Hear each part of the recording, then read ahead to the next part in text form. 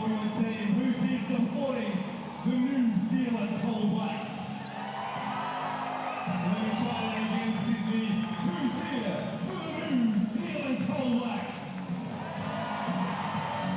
Let's bring them out. Number 0, Ty Webster. Number 3, Finn Delaney. Number 5, Shay Ely. Number 6, Jared Kenny. Number 8, Tay Murray. Number 9, your captain, Corey Webster. Number 10, Tom Abercrombie. Number 14, Rob Lowe. Number 15, Tom Vodanovich. Number 16, Toby Smith-Milner. Number 20, Jordan Natai. Number 25, Ethan Rusbach. And number 42, Isaac Fotu. Head coach Paul Hillary, assistant coaches Pero Cameron and Ross McMains. Now folks, I need to hear who's supporting Team Canada. Let me hear it from number 1, your captain, Kevin Pangos. Number 2, Dwayne Notice. Number 3, Melvin Agium. Number 10, Gaza Kachamiki. Number 11, Andrew Nembard. Number 12, Aaron Best. Number 15, O'Shea Brissett. Number 17, Owen Klassen. Number 21, Thomas Scrub. Number 23, Jim Scrub. Number 24, Ken Birch. And number 33, Kyle Wiltshire. Head coach, NBHM, Jim Wing, Toronto Raptors coach, and coach of Team Canada, Nick Nurse. Ladies and gentlemen, would you please be upstanding for the national anthems of New Zealand and Canada?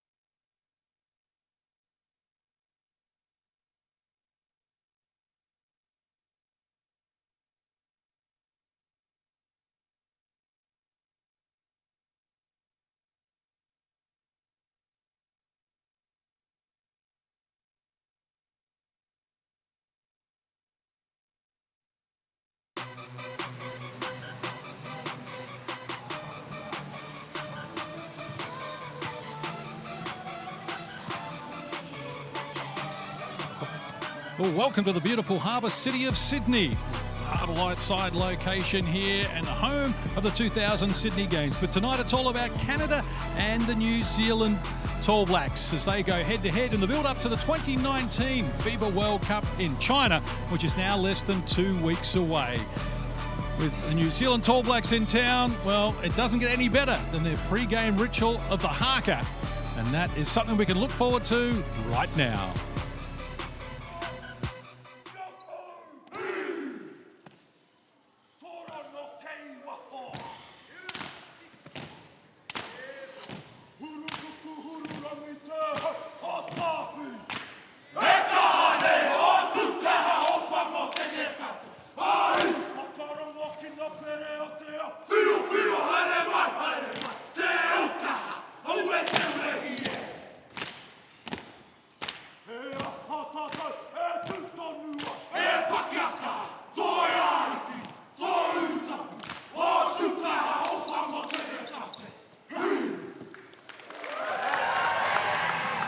What a way to open proceedings here in Sydney in this four-team international basketball series, which also features the Australian Boomers and the USA coming up later in the week.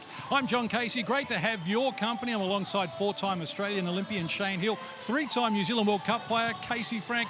Really looking forward to this clash. I certainly am too, but how good is the haka? And this man next to me, he was saying the words and getting in rhythm as well, so he's ready for the event. But Canada were impressive against the Boomers, Case. Don't worry about that. And they're going to be in for a big challenge tonight, New Zealand. The first thing they're going to have to do is defend the pick and roll. Yeah, most definitely for New Zealand, it's a step up from Japan in terms of athleticism and speed at which they run their offense, something that they need to deal with for their defensive systems just to get ready for the World Cup, where they're going to see that type of athleticism very often. And New Zealand coming off a one-win, one-loss series in Japan, but no Shea Ely tonight, which is disappointing. I was really looking forward to seeing him in action. Yeah, certainly unfortunate. He's pulling a little bit of a groin injury. Some of the other point guards on the team, Ty Webster, Corey Webster, Jared Kenny, are going to have to step up, especially defensively, where Shea Ely makes such a big impact. Certainly looking forward to seeing Finn Delaney as well. Most exciting commodity. And on arrival here, he caught up with Casey Frank. Sitting here with Finn Delaney, who's made the long trip from Japan after come down to play the Canadian national team. Looking forward to the World Cup. What can you glean from this Canadian national team that you can use in that game one against Brazil that's oh so important? Yeah, thanks, mate. Obviously, it's a hugely talented team, so it's an exciting challenge for us tonight. You know, still focusing on ourselves and what we need to do better, but yeah, just focusing, like I said, focusing on us, getting better and using it as a learning curve towards Brazil game one. And looking back at Japan, you guys played 2 good games, won one, lost one. Game 1, you didn't have the best performance, but you rebounded so well. What were you able to do in that second game that you're hoping to continue as the tour goes on? Yeah, exactly. We weren't happy with how we played in game 1. We thought, you know, we needed to control the pace a bit more. Our spacing was off. But, you know, we're just getting those cobwebs out, and we bounced back game 2. And, you know, we're happy with how we bounced back. But, you know, we need to keep getting better, keep improving, and, yeah, that's what we're trying to do tonight. All right, thanks a lot, Finn. Good luck tonight. Thanks, appreciate it. Finn Delaney there with Casey Frank, and no Shea Ely. Also, Alex Pledger won't line up tonight. He's a little ill, and Jared Kenny a little under the weather as well. So a somewhat weakened New Zealand team, but speaking with the coach, Paul Ianari, pre-game, he's up and about and really looking forward to the clash. Well, you always go with the guys who are here, and you never know what kind of injuries or illnesses are going to pop up on the way. So it's a great test for those other guys who aren't used to the minutes, and a chance for them to step up and put their hand up, say, hey, when we get to China, I want to play, put me in the game, I'm ready for it. There are other starters, as you can see. Ty Webster, Corey Webster, Tom Abercrombie, Zach Fotu, and Rob Lowe. So it's a very good New Zealand lineup. And for Canada, well, here's their starting five. Pangos, Phil Scrubb, Edgem, O'Shea Brissett, and Kem Birch. So third game for Canada here in Australia, third different starting five. And obviously Nick Nurse, the coach, is just still working out exactly who's going to be going to the World Cup in 2 weeks. And Kevin Pangos, if you didn't watch him play against Australia in game one, 18 points, 7 from 10 from the field. Incredible in the pick and roll. He just played with so much poise, got where he wanted to on the floor, created for his teammates as well. And the other big fella in the middle, Birch, he was impressive in game two. So it's going to be a big challenge for the Kiwis. I look forward to see how the Webster brothers really, fire at this level as well. We know what Corey can do from three, but his brother Ty, he has to step up at the point. Yeah, I think he needs to get used to having a bigger offensive load on his shoulders than he would in his professional career in Europe, where he's more of a distributing type point guard. A lot of pressure on him to deliver offensively, because without those two Webster brothers firing, we don't really know where the buckets are coming from for New Zealand. They have to get down, grindy, dirty, play tough defense, and keep this athletic side out of their stuff offensively. It's almost set to go. James Boyer, Scott Becker, and Nico Fernandez, our referees for this game. They were the three who refereed game one of the series in Perth between Canada and the Boomers. I spoke with Nick Nurse pre-game as well, and Canada not thrilled with the physicality that Australia brought in game two. We thought they lacked physicality, and the Canadians almost out-boomered the Australians in game one, so they cranked it up in game two, and I think, and paraphrase Nick Nurse, his words were that they played outside the lines. Well, I thought the referees were poor to start that game in game two. What? And they didn't actually stop Australia from playing with the physical side. I thought it was both sides, but it'll be interesting to see how it's ref tonight. James Boyer in charge, and he has the honours. Low working against Kem Birch, and Canada get it to Pangos. They will have first opportunity here. The Key Centre in Sydney. Top of the key, quick release, nice result as well as Phil Scrubb gets scoring underway inside 15 seconds. And that's what he did in Perth. They packed it, brought it all the way across from Perth to Sydney, and they just play with so much confidence. Abercrombie puts it on the floor, takes them on, hard to the rack, couldn't complete it. Rebound belongs to O'Shea Brissett, and here's Pangos quickly up the floor. Ty Webster there to greet him. Phil Scrubb lobs it down low. Kem Birch in the corner. Brissett catch and shoot off the mark. Easy rebound for New Zealand. Canada moving that ball around, really getting that ball side to side, working that defense. Corey Webster's opening salvo off the money. Pangos quickly up the floor once more. Scrubb on the other wing, finds him now. Open man, knocked down one. He's knocked down another. It's a 6-0 start here inside 60 seconds for Canada.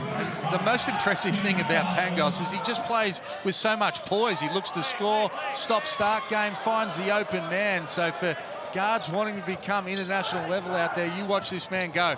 From close range, Edgem adds two. It's 8-zip here inside 90 seconds for Canada. Some defensive miscommunications from the Tall Blacks early, especially in transition, not getting matched up or not finding your man in time.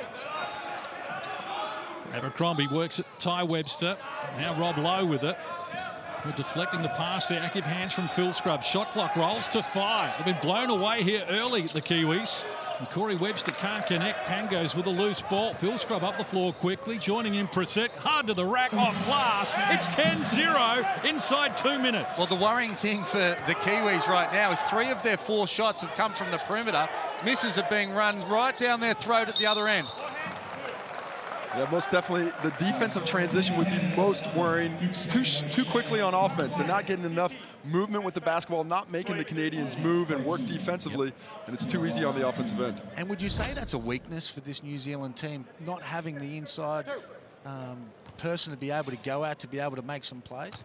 Yeah, most definitely. It would always be great to have a guy you can throw to. I think Isaac Fotu plays that role for this Tall Black squad, but certainly giving up some inches in the post today. But I think once you've taken 2-3 quick shots, you're down 8 points. You got to slow it down. You got to get methodical. You have to get a great look that next time down. Right now, just too quick, too soon.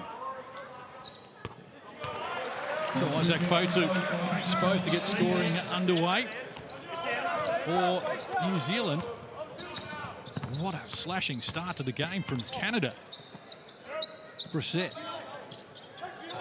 surveys his options. Edgem, Pangos working against Ty Webster. Shot clock rolls to 7. In traffic, Pangos now looking for the penetration, and the hook shot falls as well. Oh my. Pulling out all the stops early. Doesn't look like a score, but when he takes advantage, he makes it look pretty. That's 4 Canadian players have hit a field goal. None for New Zealand so far. Shot clock again works to 10. Ty Webster got a good look at it, and he drains the triple. Brother to brother, they've done that in the front porch a few times. This time in international basketball. Pangos. Brissett, swift ball movement. Phil Scrubb in the corner, and back of the rim. Edgem did a good job there, holding off Tom Abercrombie and trying to reel in the rebound, and wins it back for Canada. And that's the third really open look Phil Scrubbs had in the half court. Gonna have to pay more attention to this guy. He is locked in 2 for 3. Lucky to see the miss there. I just love how simplistic their offense is, but how their ball movement, how they use screens and be able to play off that in offense, they just make the game look easy. And you've got to put that down to Nick Nurse. He's only been in there for a minute, but he's already got these guys really playing well together, even though they haven't spent a lot of time together. Yeah, there's nothing complex about the actions, but they run them really crisply. There's no wasted movement. They know exactly where the basketball needs to go, and that leads to efficient offense. Foul called on Canada, their second team foul. New Zealand yet to commit in that category. Abercrombie, all knocked out of his hands, no whistle forthcoming. Brissett back the other way, tried the Euro step around Rob Lowe, couldn't find a path, and then Pango's short arm, the floater, gets it back now, and he pulls the trigger from deep. That's off the money as well. Ty Webster with the rebound. Quick outlet pass for Fotu. Got beyond Pangos, and from close range adds another 2. Finally, the Tall Blacks get a little fast break of their own after a couple of missed opportunities for Canada. But that's a great opportunistic run to put pressure on the defense to get back. 5 unanswered points here from the Tall Blacks. Brissett left open, can't finish it. Fotu the rebound. Now Corey Webster with it. His teammates forward. Almost 4 minutes played. Opening quarter action from the Key Centre in Sydney. Lowe caught it nice, couldn't finish it though. Good hands there from Ty Webster to keep it alive though. Fotu bounces off Melbourne Edgem. Now back to Ty Webster, trying to get beyond Edgem. A wayward attempt, and Canada will get possession. Right now, to me, it just looks like they're forcing things offensively. Nothing's coming easily outside of that Ty Webster 3, which was on a broken play itself. You need to find some kind of rhythm on the offensive end of the court, and hopefully that'll slow down the Canadian team on the other side if they have to put a little bit more work on the defensive end.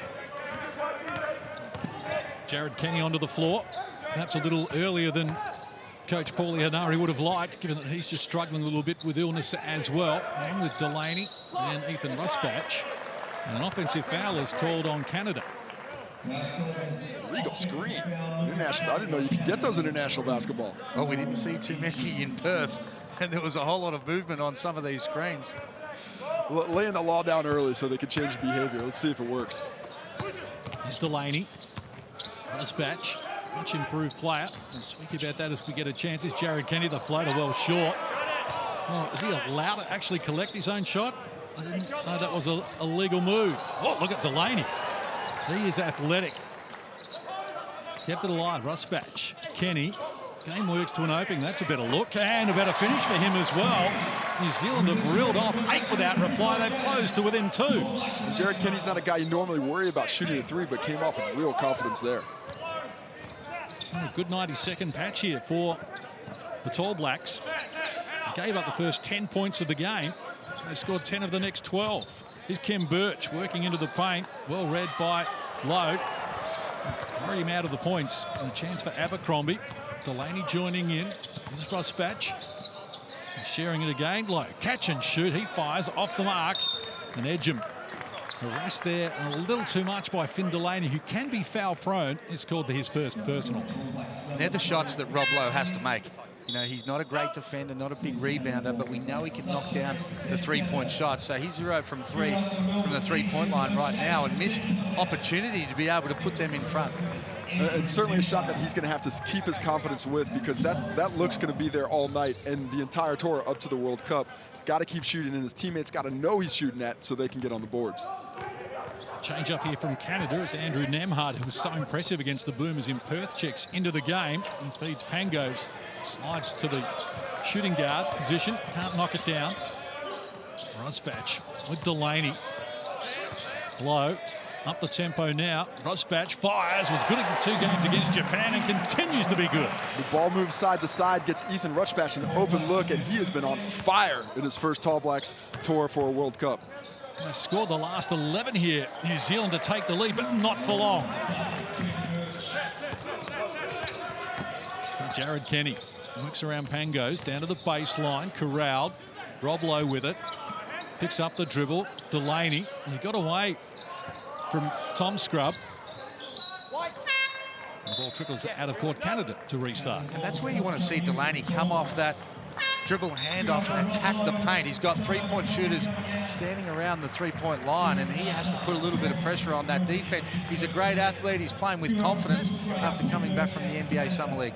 And certainly as a player, I think his handle is an area where he can improve and really make that leap from being a more of a 4 to more of a 3 and put pressure on defense with that dribble drive. Nemhard for Pangos. Guarded by Kenny.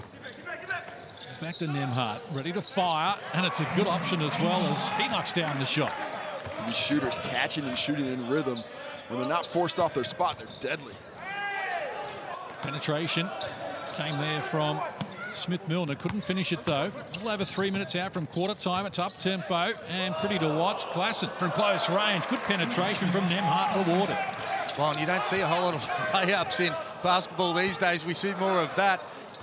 More than half of the shots from the Tall Blacks. 11 out of the 17 shots have come by way of three-point attempts, and about 50% from Canada as well. Makes me jealous. Well, I'm sure you were getting a few up back in the day. I don't think you were waiting for the change in analytics to get your three-pointers up. I certainly didn't miss out on mine. But is 60% too much, or you just take what you're given? Well, I think it depends on the strengths and weaknesses of each team as well. And if it's a drive-in dish and it's an open 3, you want to take that. I think that's a little bit different than, say, the one that we spoke about before, coming off the on-ball and then spraying one off a dribble like Delaney did. And for a team like the Tall Blacks that is always going to be a little short in terms of talent and athleticism, it's a great equalizer. It's able to keep you in games against teams that are better than you are.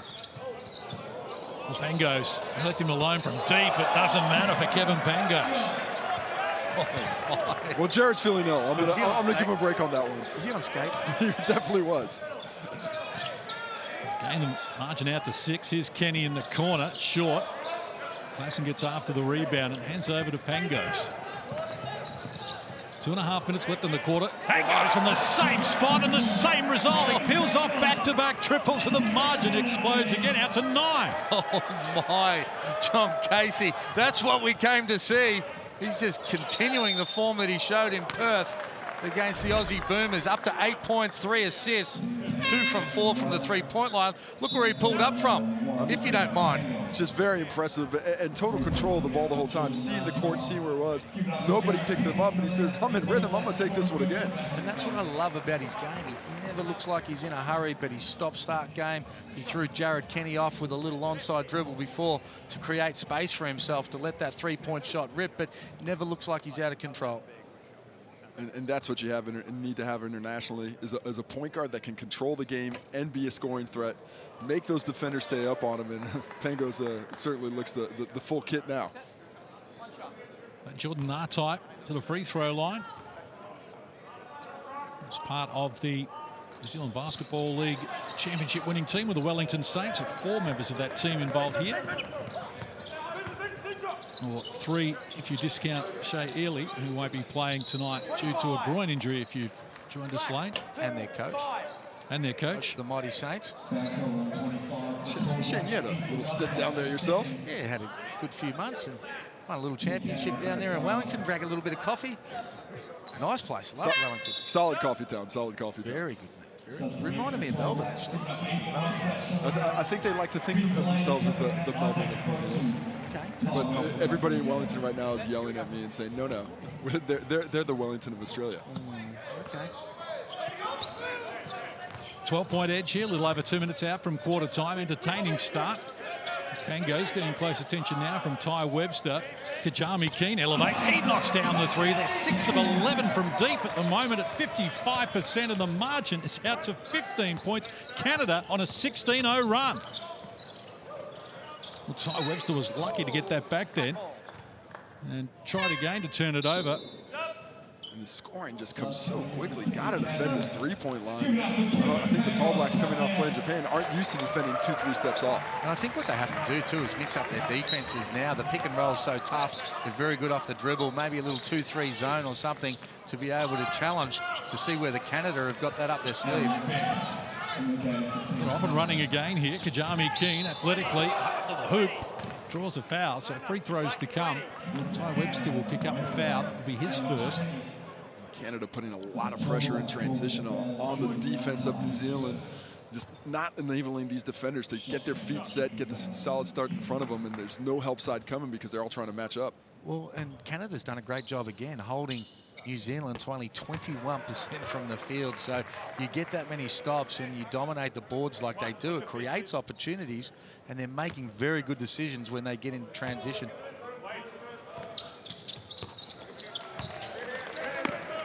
Well, putting on a show here at the moment. Canada, they're out to a 17-point lead on the back of an 18-0 run. This is after they scored the first 10 of the game. Corey Webster with it. Fotu.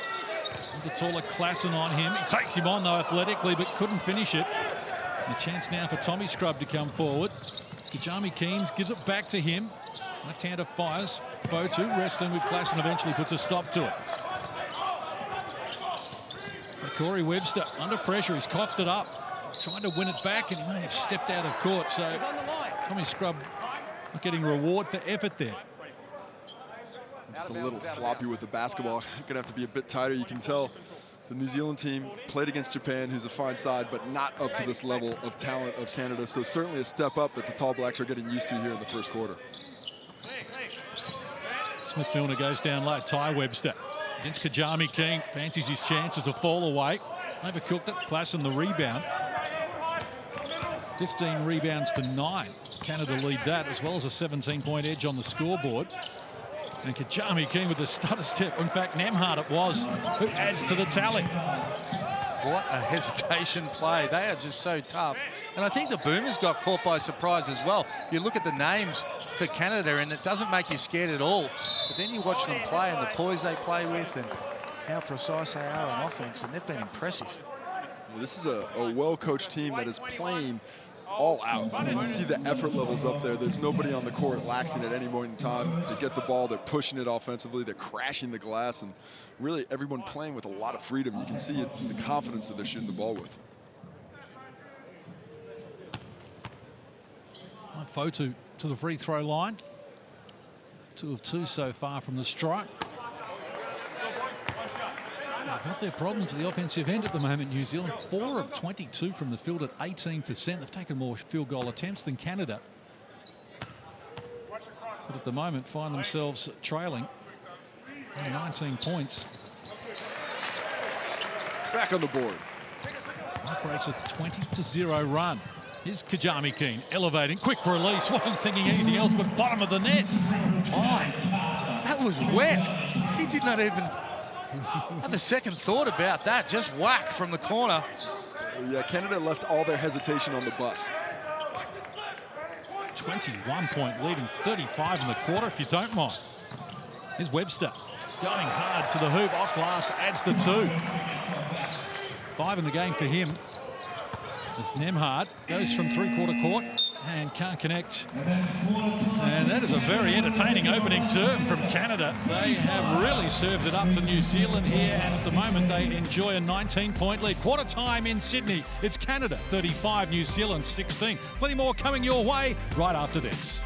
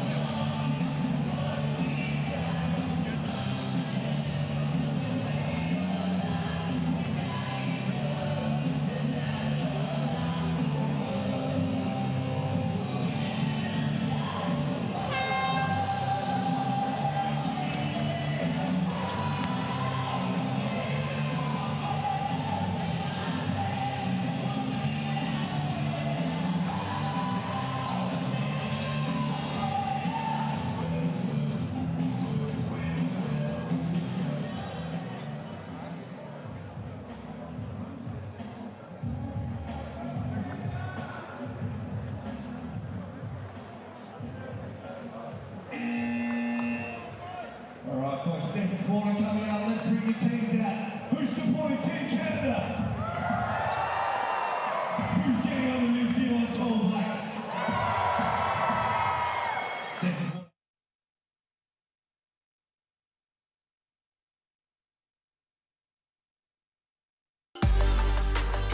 Canada turning it on here against New Zealand in Sydney, but next week we head to Melbourne, a 24-hour city bursting with art galleries, iconic laneways, a brilliant live music scene and an unrivaled sense of style. But more than anything, it's known as Australia's sporting capital and a global event city, attracting the best of the best. Melbourne is the home of basketball in Australia, and it has welcomed some of the biggest names in the USA basketball team this week as they get set to take on our homegrown heroes, the Australian Boomers, in front of 55,000 people at Marvel Stadium.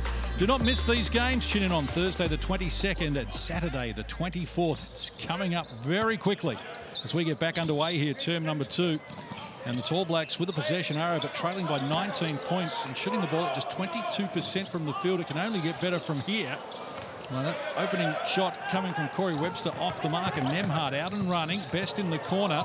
He measures the shot. They are unconscious at the moment, Canada. Oh my, that is 8-3, 7 in the first quarter. They've got bang to start the second as well, and I'll be very interested to see what Paul Henare has said at quarter time to try and make some sort of change. 8 triples already for Canada. They've got it back again. Well done, Aaron Best. Tommy Scrubb with support decides to go solo. Offensive foul. An excellent defensive play on that occasion from Toy Smith-Milner. Yeah, difficult play by Toy Smith-Milner there, but the transition offense of Canada. Here we see it. Was her feet outside the circle? Yes, they were.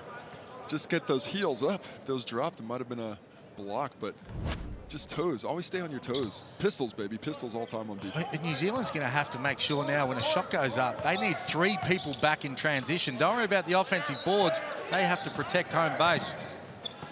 Either that or actually get some offensive rebounds so Canada stops pushing it down on them, but actually convert those chances when they have them. Fotu with a floater, user-friendly roll, knocks it down. He's starting to have an influence. 7 in the game now for him. Leads New Zealand's score at the moment. And at the other end, Ty Webster forced a foul. And it looks as though Kazar Kajami-Keen has come off second best here. He's collapsed to the floor. Looked like he tweaked his ankle there, grabbing it. We see the defensive effort by Ty Webster, and then just somehow, I'm not even sure what he stepped on there. Just must have stepped incorrectly. Still down there on the baseline, grabbing his ankle in a lot of agony. Doesn't appear to be much in that. We're looking at that. Corey Williams was listening in with the New Zealand Tall Blacks during the quarter time break. What was Paulie Henare on about? Well, Paulie Henare was about telling his team to play defense and play with integrity. They're not playing with pride, and he told them to man up. So we'll see what they come out with in this second quarter. Thanks, Corey. Well, Kajami-Keen is still being assisted. Get another look at the replay, but It's just an awkward step. It didn't even look from the angle that we had. Obviously couldn't see his feet, but it didn't even look like he stepped on somebody's ankle, which is what you would expect to have some kind of ankle sprain there, but can't put any pressure on his foot right now. This is really unfortunate, not only for the way he's playing, but obviously for Canada and the guys at the court still thinking about a guy who's injured himself here and a couple weeks out from the Worlds. Game high scorer at the moment with 8 points. Kajami-Keen. Back 2 out of 2 triples. They just clipped Isaac Fotu's foot there. Stepped on it the wrong way. Hopefully not serious.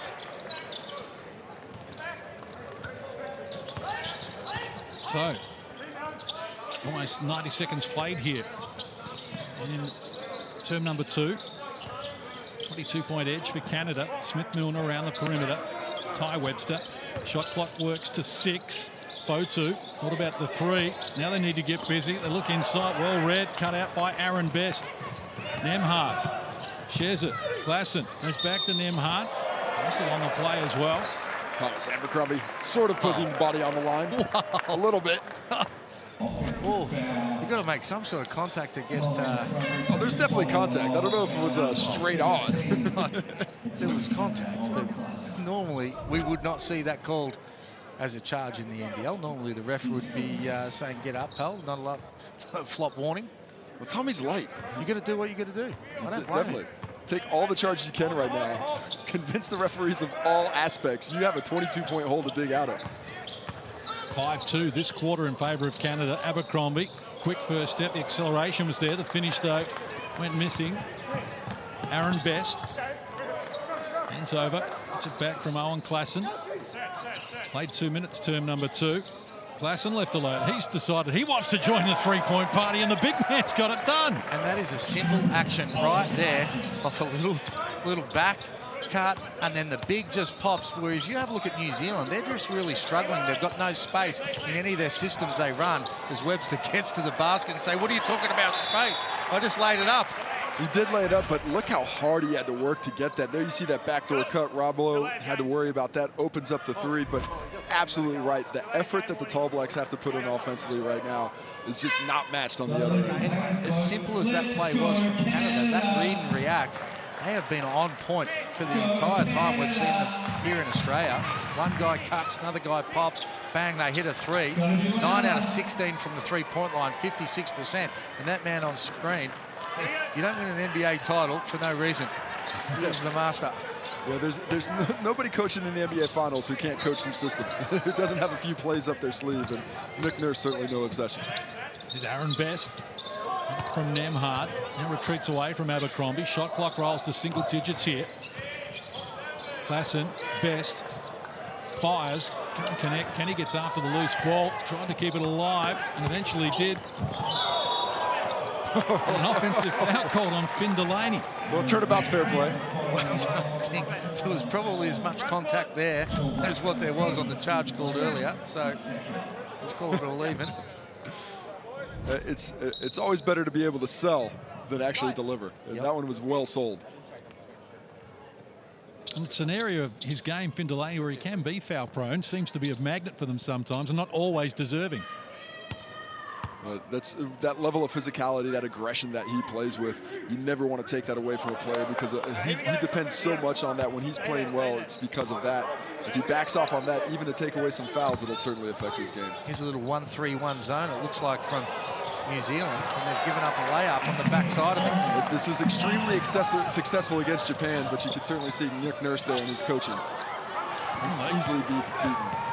Nemhard, well, his pass cut out by Delaney. Kenny kept it alive. Rusbatch now. Chance for the Tall Blacks. A little over 3 minutes played, term number 2. It's been largely one-way traffic in favour of Canada as Rusbatch fires. And the line drive triple is all the bottom of the net. And when you put your World Cup hat on for Paulie Henare, who I think is a very good coach, you can take something from this game, really sell it, that if you get into this in the first game against Brazil at the World Cup, how do you find a way to be able to get out of it? What's the combination? Is it pressing? Is it a zone?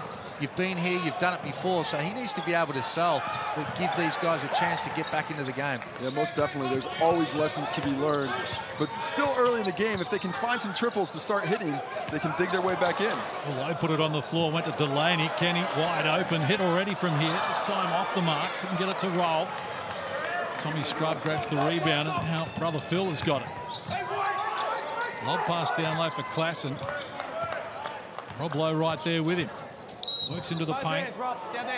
Foul going to be called on Rob Lowe. I like the lineup that Paulie's gone with here. These guys have been pretty defensive-minded. I love that little switch there. The ball was in the air. Lowe came from the weak side, so they were able to match up like for like. Yeah, that's good communication off the weak side. Just that, you can see all the rotations just a half-second slow for New Zealand right now. They're not used to playing a team with this athleticism and speed just yet. The Nemhard restarts. Phil Scrub with it. Guarded by Delaney. Shot clock works to 10. Wants to go solo. Can't complete it. Rob Lowe the rebound. The middle stage of the second term. 22-point margin. We started this term with Canada leading by 19. Scored the first 10 unanswered in the game. Rusbatch this time a more arc on the shot, but not the same result. Keep shooting them, shooters, because the next one will probably go down. Well, no doubt. His form is nice. 2 from 4 from the three-point line. Looks like he knows what he's doing for sure. But I tell you one positive for New Zealand tonight. They've only got 4 turnovers. I hate to think if they were spraying the ball over the court Could be even more of a bloodbath, but they've done well, really retaining possession. Yeah, phenomenal to have this big of a deficit and give up this many points without any turnovers. It just shows the speed as we see that foul there in the half court, the speed with which Canada's playing, the physicality down low. Finn Delaney trying to get the spin move, but Scrub just using those quick hands to knock the ball free. So free throws to come here for Canada. Also, New Zealand have picked up their 4th team foul in this term. Still more than 5 minutes on the clock. And how hard do you have to work to overcome the name Scrub and be a basketball player? Pretty unfortunate surname if you're going to play professional sport, I would have thought. The pressure he must have been under every day he went to a park with everybody talking to him. That would have made his mental game tough as nails. So Canada continue to build here. Margin is 24. 5.5 minutes left in the first half. Delaney hands over. Corey Webster. Kenny tried to find the corner. Nemhard's active hands knocked down the pass. Birch in support with him. Fires. Flack couldn't get it over the front of the rim, but Ken Birch is there to keep it alive. Now Shea Brissett athletically into the paint. Dances inside and out the window. Adds 2 more. The broken plays all going Canada's way. New Zealand's making reads on the offensive end. They're a half-second late. Just the speed of this Canadian team, the quickness has just been a lethal weapon. They've got 9 scorers at the moment, Canada. So going very well for them. And in contrast, New Zealand, just the 4 scorers so far in the game. Kevin Pangos, we saw him set the standard in game 1 of the series against Australia on Friday night. 18 points, 6 assists. And he was most impressive. Well, and when you do it against Matthew Dellavedova, you sit up and just say, Delly's a world-class defender. We've seen it in NBA playoffs. We've seen it playing for Australia for a long, long time. So when you start scoring against him, you take your hat off to him. Andrew Gaze said, this man is a superstar. And I said, well, is he going to be in the top half of the stars of the World Cup? He thinks yes. And on tonight's form, you'd have to. Well, yeah, I love the way he's playing right now. The ability to do it consistently and on the world stage is the question. Certainly, you think as Australia keeps moving into their build-up, their defensive principles will lock down a little bit more. The communication will get better. Those guys will get used to playing with one another. But right now, this is a Canadian team that looks really tough offensively and playing with a lot of confidence. Pangos has 4 assists already in the game. Likewise, Nemhard has 4. Canada 10 as a team, and New Zealand with 5 assists. 10 assists off 17 buckets, really sharing the ball. So inside the last 5 minutes of the first half, Corey Webster one way back the other, low, top of the key, fires over Birch unsuccessfully. Dispatch tried to keep it alive, unable to do so. Huey's now 4 for 18 from the three-point line, compared to 9 for 19 for Canada. Pangos getting close attention from Ty Webster. Shot clock works to single digits now. Melvin Edgem against Delaney. Wants to muscle his way in with the left hand and gets the job done. Well, no help comes to Finn Delaney. Solid defense, but good shot making. Active hands there from Ken Birch. Kept it alive, but only as far as Rob Lowe, who gets it back now from Ty Webster. It's in the corner, slow pass back to Lowe, under the hoop, and he comes up with the finishing touches. His first score in the game. I've been impressed with Canada. We speak about their offense, but to hold this New Zealand team to only 25 points 4 minutes before half-time, and they did the same against Australia in game 1. It's their ability to get deflections, be in the right spot, and be able to contain the man that's been so impressive. Birch off the mark. Here's Delaney. Oh, did well, got inside Edgem and got to throw it down on Canada. He's fouled in the process. Finn Delaney searching for a highlight here in the first half, trying to finish strong, and goes up with a lot of power, unable to finish over the hard foul. King Birch. And that's got to be his game. That's what we spoke about before when he came off and the dribble handoff, pulled up for a 3, but he really is an international athlete and an ability to be able to get there and not only score, but if the rotation comes, then bring those three-point shooters into it with the drive and dish. And I think that's what New Zealand's been missing right now is seeing when that extra help is coming, because Canada's always sending 3 guys at the ball. There's a lot of dip passes that haven't been well executed when they have been spotted. They need to look a little bit more for that next pass and then convert. as the missing triples will tell you they haven't yet today. Now Phil Scrubb will bring Canada forward. 3.5 minutes out from half-time. Pangos got away from Ty Webster, feeds Edgem, who fires over Delaney, this time off the mark. And Ty Webster off and running, trying to draw a foul, and Pangos obliges, picks up his second personal, 4th team foul on Canada in this term. And this is where it becomes a preparation game. You look at the scoreboard, 3:24 left, we're down 24. Can we cut this to 17? Can we cut this to 15 in 3.5 minutes? What can we do to make this a mini game within the game and just try and claw our way back in? As we see the Pangos foul in the full court action. And I think that's what Webster has to do. He has to use his athleticism in the open court to be able to search, a little bit like Pangos does, not always to score, but to be able to search and put the defense in rotations. Shot clock works to 10 for Abercrombie, decides to fire over Brissett. Couldn't finish it. And foul going to be called here on Phil Scrubb. Fotu's a load down low. He is putting a lot of pressure on this Canadian team underneath for, at times, an undersized 5, playing the 4 right now. But the way the Canadians rotate, a lot of times the guards matched on him underneath. I love the way you went to Fotu and we just ignored that brick from Abercrombie, because that, to me, for New Zealand to go to the next level, and I'm an Abercrombie fan, but he can't be coming off the dribble and spraying up that rubbish if they're going to go to the next level. He's a good shooter when he's got his feet set and someone drives and dishes, or when there's a screen away and he comes off in motion, but not off the dribble. And I think they need to start playing a little bit more to their strengths if they're going to be able to work their way into this game. Yeah, I agree 100% on Tommy's skill set. He's always been a finisher more than a creator. And I think that leads to the pressure Canada's been putting on this offense. They're putting guys in uncomfortable positions and forcing them to do things outside of their comfort zone. Good spell for the Tall Blacks here. They've scored the last 6. Now they've got some pressure on Canada, bringing the ball forward. Pangos gets it now. Followed by Corey Webster as we count down the last 3 minutes of this first half. Canada already across the half-century. Edgem. Nemhard rolls it down low. It's Birch against Rob Lowe. Forced into a tough shot and gets it to go, though. The big fella has been tough. Down low, up to 6 points. Ty Webster working baseline.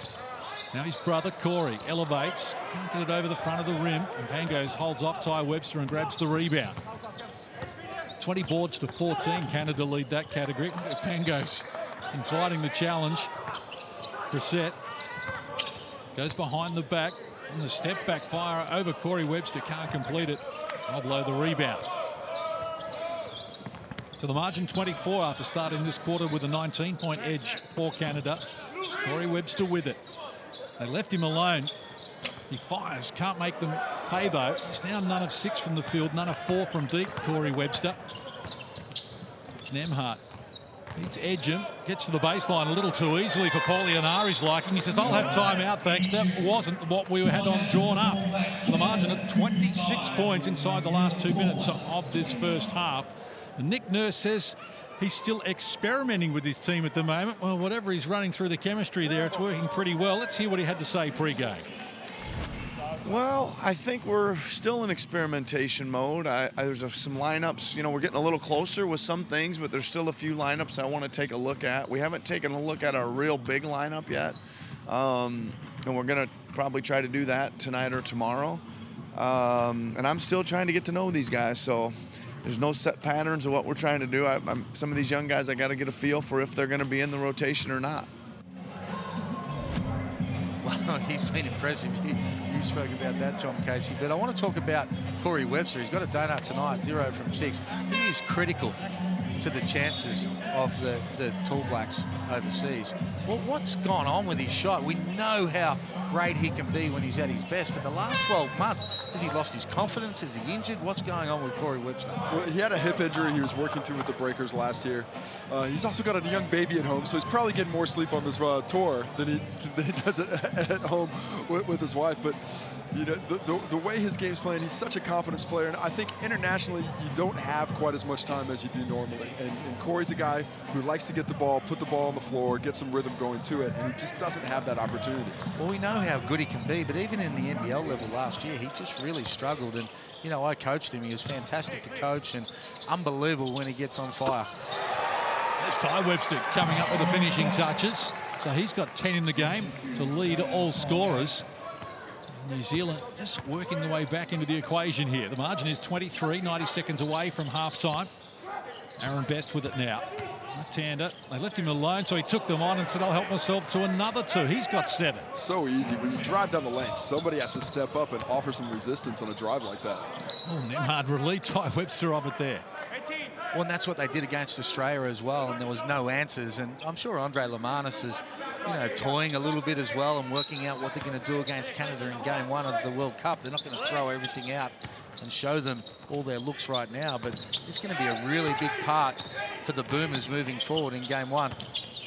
Ty Webster, patient with it, went to Fotu, who fires, can't connect. Brissett kept it alive. Now Edgem hands over to Nemhard. And even when the Tall Blacks execute, the shot making's just not there. Got to make these shots to beat a team like this. 27% from the field, New Zealand. 23% from deep. They left Corey Webster alone. He fires and comes up for the finishing touches after missing his opening 6 shots. He's finally on the score sheet. And able to get a couple dribbles in as he gets into that rhythm and find that space for one of the few times tonight. Well, it's just a pity there's only 40 seconds to go before the half, because Corey's that sort of player. When he gets going, normally a couple will follow as well. Let's see whether he goes for it now. Picks up the dribble, wants help. Hands over now to Ty Webster. Reaching in, obvious foul is going to be called there on Nemhard. They're over the limit, so free throws to come here for New Zealand, who will take anything that they can get at the moment. New Zealand went 10-2 in their qualifying for the World Cup.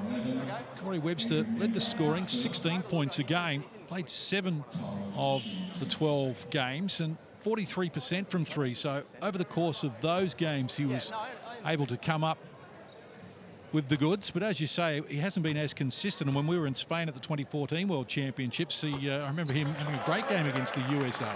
Oh, he's incredible. And again, because I coached him, you can see it firsthand. He is a world-class shooter when he's feeling good about himself, but he really hasn't been able to do that at the top level. And I don't really look at these pre-games as the top level leading up in the Asian qualifications, but the NBL form wasn't up to what he normally does. The shot clock and game clock almost in unison here, so we head toward half-time. It was 35-16 at quarter time. Now Nemhard gets a little busier and stood off him. Couldn't complete it though, might get a second chance. Cleans up his own miss, knocks down another 2. He's got 9 in the game. And first half honours certainly with the Canadians, who led at 61-37 here at the major break. That's impressive, Hammer. Unbelievably impressive. And again, they caught us off guard on Friday night in Perth, but they have just been able to continue on with a whole lot of confidence. Let's get to Casey Frank for some reaction with Tom Abercrombie. Thomas, tough first half. What is it about this Canadian team that they're doing so successfully on the offensive end right now? I think they've taken it to a different level in terms of their physicality, their speed, and we've been reactive. We haven't been able to take those little bumps and just playing off the back foot right now at both ends. On the offensive end, is there something you can do schematically, or is it just a matter of making the shots or getting looks? I think it's just been about assertive and being aggressive, taking our shots when we're open and trusting ourselves. We look like we're tentative right now, and you can't do that at this level. All right, good luck in the second half. Great team effort so far in the first half. You must be feeling good. Yeah, we're playing pretty well as a team, knocking out shots and getting stops, so it looks good. Talk to me about you setting the tempo for this team. How important is it for you to get yours as well as feed everybody else? I think it's important, but not just me. I think the point guard position in general, I think we need to, pick up on defense, get it out in transition, be aggressive, and just create plays for our team. And how fun is it playing for Coach Nick Nurse? He seems like an equal opportunity coach. Everybody's involved on both ends of the court. How fun is that? Yeah, it's been great. A lot of fun. We're getting up and down. He gives us the most confidence, just to let it fly and play aggressive. It's good. Good luck in the second half. Thank you. Corey Williams there. And the Canadians, well, they are humming at the moment. 61-37 is the halftime score. They beat the Boomers by 20 in Game 1. They're threatening to treat New Zealand the same way. We'll have more for you here in Sydney in just a moment.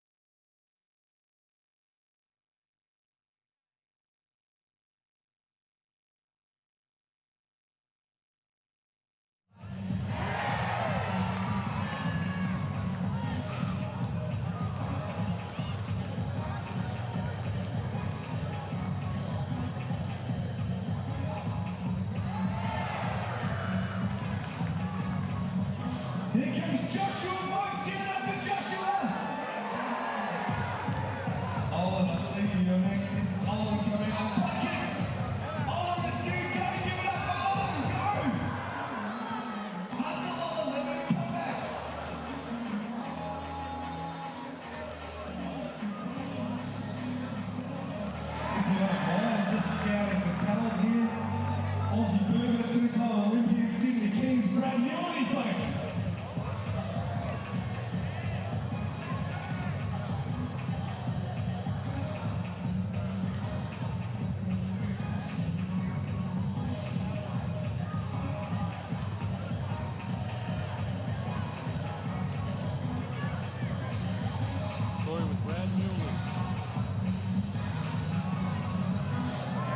Okay, 1, 2, 3, 4, 5. All good for me. Yes, yes. Sounds good.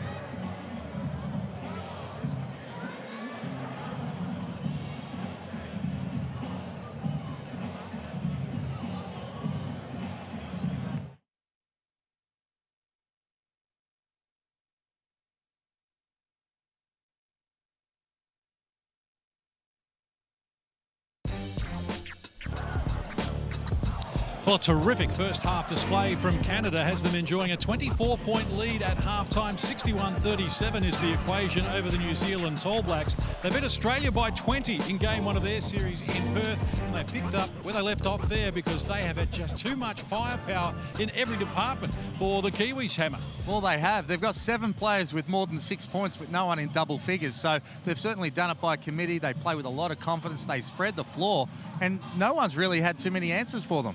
No answers whatsoever for the Tall Blacks, for this Canadian team. And the way the confidence that Canada's playing with right now, you can see why. Everybody who's coming off has a green light. They're shooting very well early, and transition in particular has been a thorn in the side of the Tall Blacks. Casey, were the Tall Blacks on their heel? I mean, Canada scored the first 10 of the game inside 2 minutes almost. It was as if the Kiwis weren't there. Yeah, very quick shooting. I think it's just getting level to a competitor of this skill set.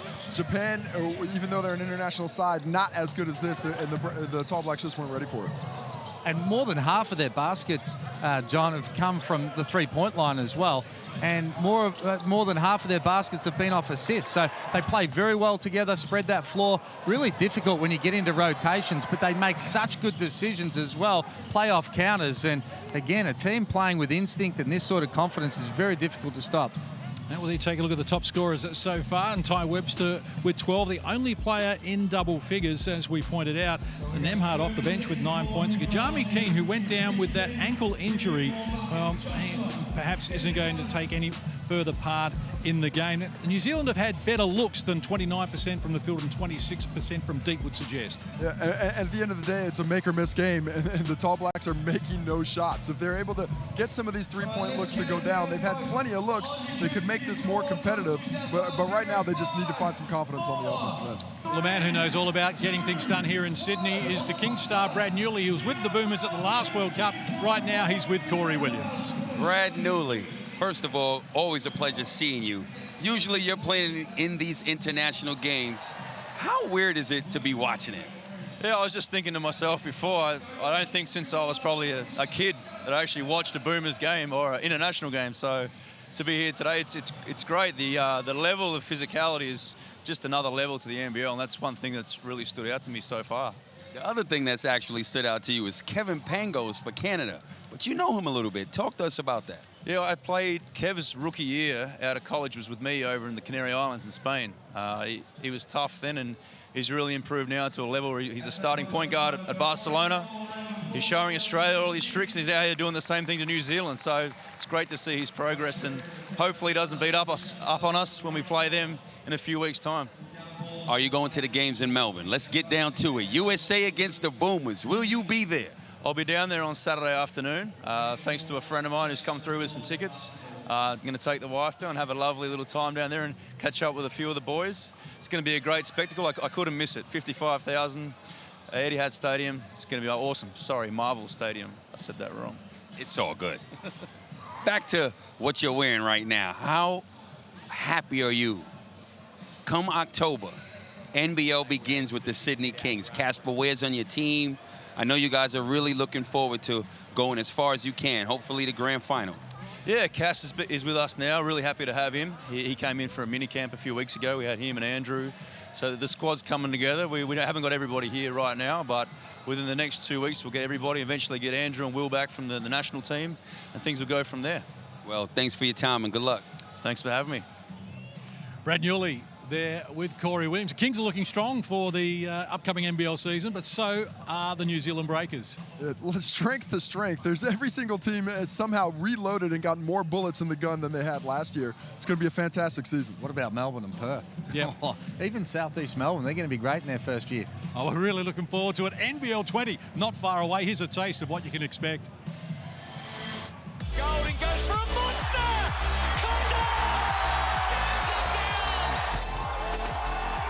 Blocked by Bogan. What about that for a highlight? Next year, I will be going overseas to play in the Australian Basketball League with the New Zealand Breakers. Next year, take my talents to the NBL and play for the Illawarra Hawks.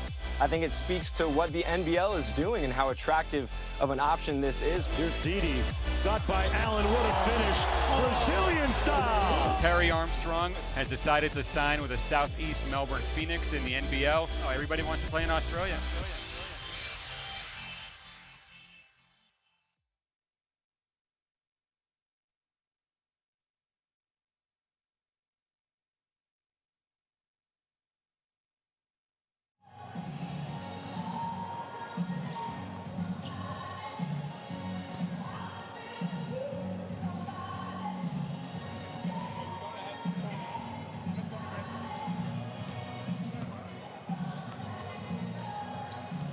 And now we see making our way down the other end, folks. When you give it up for Team Canada. Now, as Team Canada makes their way back out of the corner, I'm intrigued by this group over here because I hear there are a couple of birthdays in the house. What's your name, young man? Tom, and this one over here too. What's your name? Now, where's your group of friends from, mate? From Riverview College, I see that. That's both your birthdays, my boy. How old are you, Tom? 14. How old are you, Tom? I'm also 14. Great. Well, there's about 1,000 people that are going to sing happy birthday. You know, I think we can sing happy birthday for Tom Leon. Let's hear it, folks.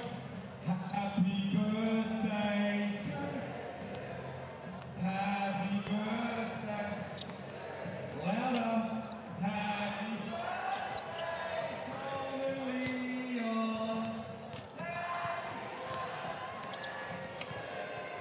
Hip hip. Hip hip. Hip hip. This group sounded really loud. The rest of the crowd didn't give you much, guys. So happy birthday, glad you could share it with us, guys.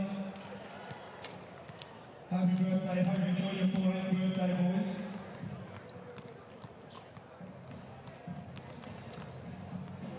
Now, folks, it's time to get the energy going here. 2 minutes 30 till we get to the second half.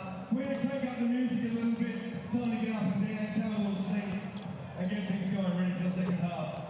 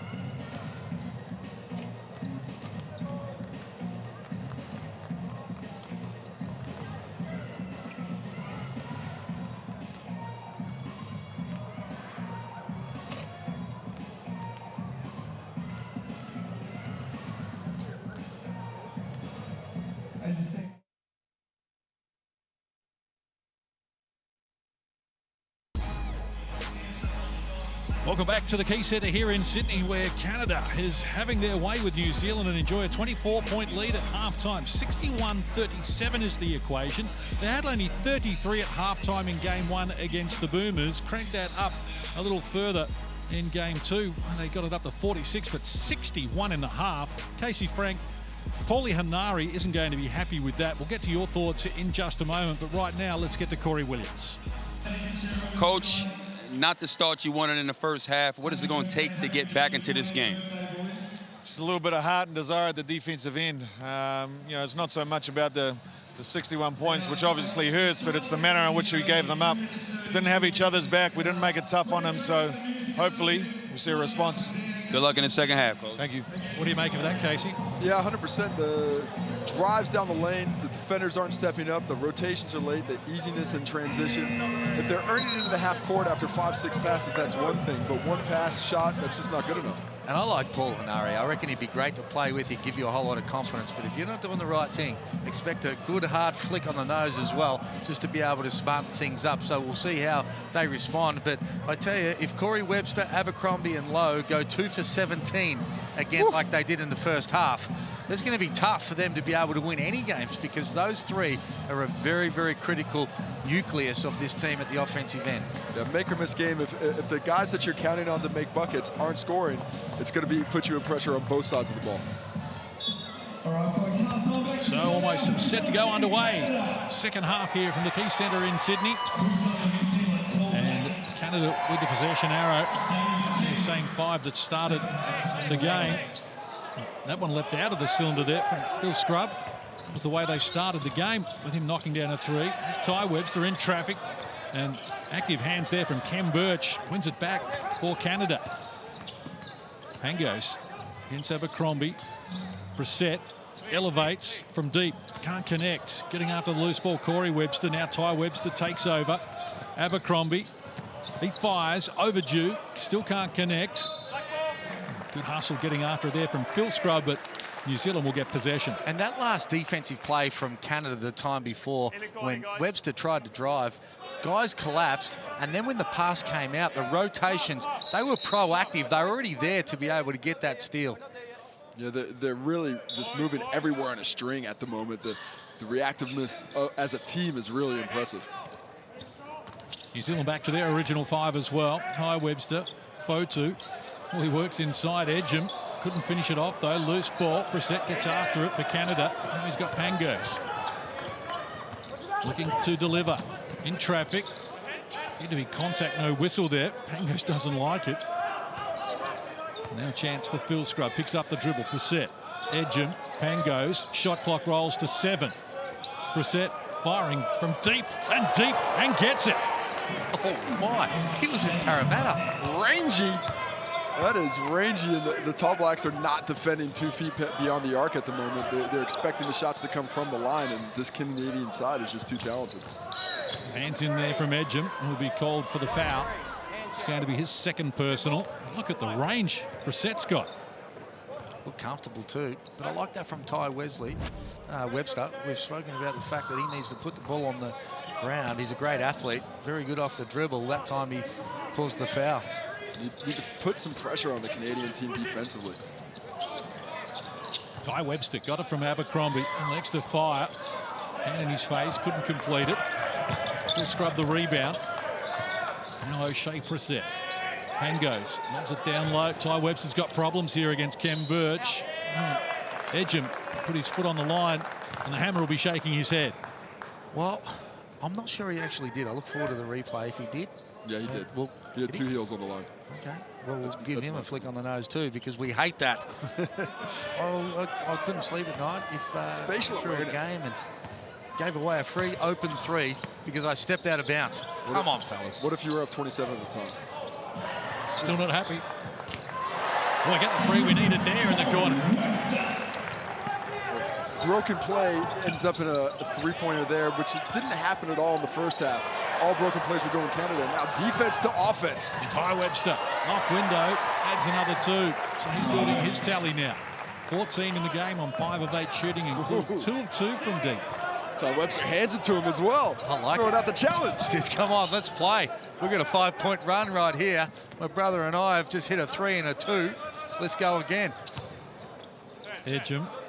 Now Brissett firing. Caught it deep. Ty Webster with it, off and running. Decides to go solo. Can't connect on this occasion. Rob Lowe kept it alive. Edgem in over the back of Rob Lowe. Contact but no whistle there. Now Edgem's got it. Bill Scrub up to Pangos. They like shooting from well outside the three-point line. No connection there. Confidence right now in the Canadian team, but I want to just look for a little bit closer to the rim. Here's Fotu working against Melvin Edgem. Webster firing from deep, and he nails the triple once more. And that's what I said at the end of that second quarter. When Corey makes one, you know there's a couple more flowing. So for him to be able to start off this third quarter with 2 threes is a great sign. And really the easiest offense they've had all game. 8 unanswered points here from New Zealand, and it's about to get even more, you suspect, as Corey Webster goes solo. Edgem reaches in, fouls him. Free throws to come here. Been a good spell for the Tall Blacks. Just a simple post and relocate by Corey Webster there. And with the simplest things are the best, as Canada's shown the entire game. And here's a defense from Ty Webster, knocks the ball away and finishes on the break. And I love the way he picks the ball up afterwards and hands it right to him. Love a challenge. Looks at both of them as well, even though they're down 20. Much impressive for the first time. They've got Canada on their heels at the moment.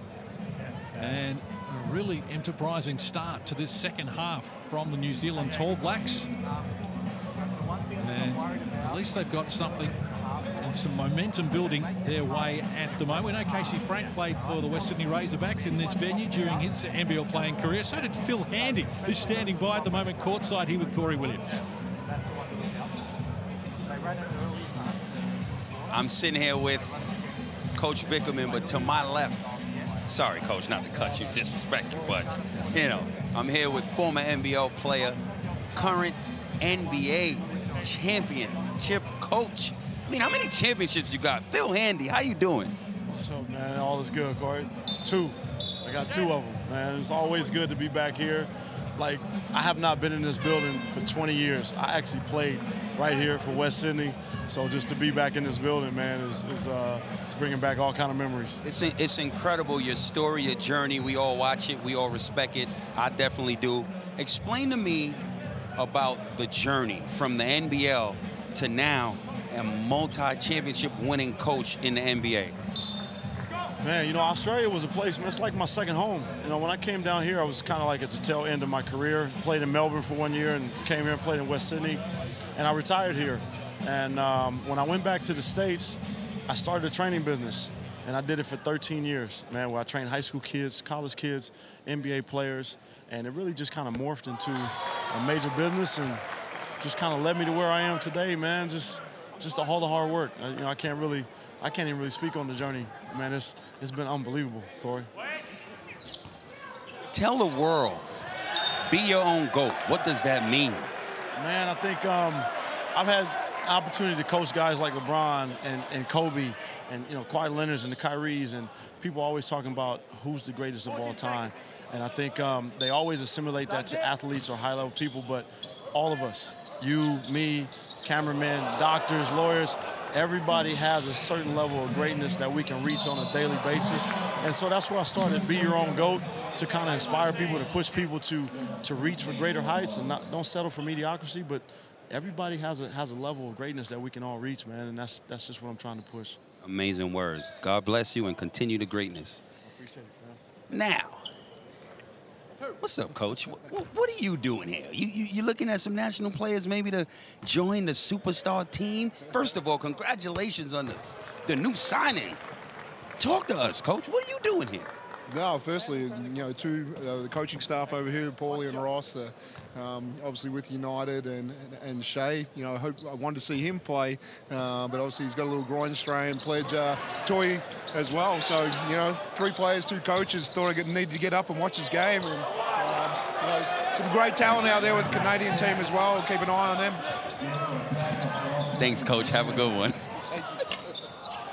Corey Williams there, a couple of VIP guests at courtside, and having had the pleasure of calling Phil Handy as a player in the NBL when he was here. Such a lovely guy, and what a remarkable turn of events. Well, it was actually nice catching up with him before the game because I played against him for both West Sydney and Melbourne, and his journey has been incredible, and the contribution, particularly the skill development of what he's doing in the NBA with some of these superstars, is remarkable, and good to have him on Australian soil. Without a doubt. Rare to have the NBA championship winning coach here as well. I don't know how many times that's happened in Australia in the past. But certainly exciting times for basketball. It all continues this week. Tomorrow night, these two teams go at it again. Then Thursday and Saturday at Marvel Stadium, of course, the Boomers against the USA's. Abercrombie caught it deep. Still having problems. That's none of 8 now for Big Tom and none of 4 for Deep. But good looks. The Tall Blacks are going to be happy with the way the offense is performing here in the second half. They're executing to a good point, getting decent looks, and sometimes you're not just missing them, but the effort level on the defensive end is much improved here in the second half as well. And the scoreboard reflects that. Only 6 points so far in the first 4.5 minutes. So Paul Hanare would be very, very happy with the way they've come out and the intent they've played with at the defensive end. Yeah, it's all about improving, and if you can improve, as we see the Findalani dunk, Rob Lowe, Rob pass, just always improving. You can't worry about the score. You have to be worried about getting better. And, you know, when it comes down to it, they've got this team again tomorrow. Middle stages, term number 3. Brissett with it. Hands over. Pangos guarded by Kenny. Melvin Edgem working down low on Delaney. Did a good job at Edgem. Nice touch as he comes up with it too. As they did against the Boomers, just seem to have the answers, Canada. Rob Lowe firing the 3. Nice look from him as well. He's up to 5 in the game. It's really good pick and pop, Case. But really good play from Corey Webster to be able to create that easy bucket. And that's exactly what they have to be able to do to get the big fella low and take advantage of him as we see Canada go down the other end with an easy one. Well, good work there from Kim Birch. Keep that alive behind the back. A little bit of showtime now, and the finishing touches from O'Shea Brissett. When Canada gets going downhill, they're very difficult to stop, but there's a sloppiness on offense by the Tall Blacks. Can't turn the ball over against this team. Jared Kenny with it now. Just the 1 field goal success for him so far. Dribbled into traffic. Now he's got problems. Foul's going to be called on Canada. 4th team foul in this term. New Zealand has 1. Get another look at Finn Delaney's athleticism. And impressive because Pangos gave him a bump on that as well. That wasn't a free run to the rim, so the time he was a bit off, still able to finish, but the behind the back by Birch on the finish. For O'Shea, Brissett, who has been very impressive these last 3 minutes. He's had quite the stretch. Melvin Edgem just checks out, having some conversations there with Scott Becker as well. As you can see, the foul trouble. Edgem's got 4 of them. No one else with any concern, really. As Ty Webster grabs it. Back to his brother Corey, who elevates and caught it in rhythm and knocks down the 3. How about that? He's got the 13 points, 10 in this quarter. And was looking where the Corey Webster of old was. Well, he's here in the 3rd quarter. Exactly. And, you know, we know what he's capable of. We say that. And his shot is as pretty as anyone you will see, particularly in this country. So when they run a pin down like that and he curls, comes off with the confidence, you know it's going down. Even if his confidence was low, that shot's still going up. But when it's starting to come together for him, he's just a different weapon offensively. And goes with it in the mismatch here against Smith-Milner. And no surprise what followed next. Very mobile, undersized lineup by the Tall Blacks right now. See what they'll be able to do on the defensive end, see if there's more switching, but could be some opportunities for Canada on the offensive glass. Well, they have to make an adjustment now against Corey Webster. 1 from 7 in the first half, 3 from 4 here in this 3rd quarter. So they have to really take the challenge and be able to try and lock him down before he goes off. Single digits on the shot clock. Pangos beats it to Tommy Scrubb. Goes to the left hand. Needed to do better from there. Well done, Brissett, with the offensive rebound. Man-sized rebound, but he too worried out of the points. And now a chance for Corey Webster. Shares it with his brother. Ty fires. Caught it deep. Getting after the loose ball rebound. Pangos. Nemhard. Got support on both wings against Delaney. Picks up the dribble.